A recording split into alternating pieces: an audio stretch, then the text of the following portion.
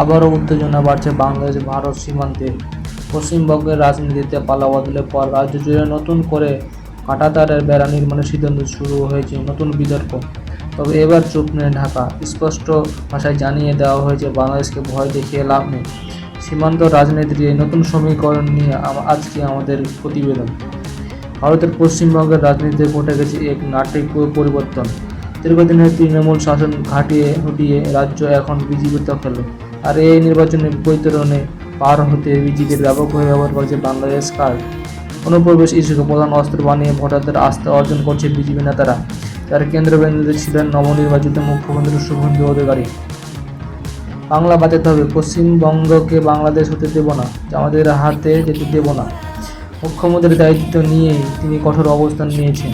মন্ত্রিসভার প্রথম বৈঠকে সীমান্ত সুরক্ষিত করতে বিএসএফকে জমি হস্তান্তর ঘোষণা করেছেন তিনি। লক্ষ্য ৪৫ দিনের মধ্যে অবশিষ্ট ৫৬৩ কিলোমিটার সীমান্তে কাঁটাতারের বেড়া সম্পন্ন করা।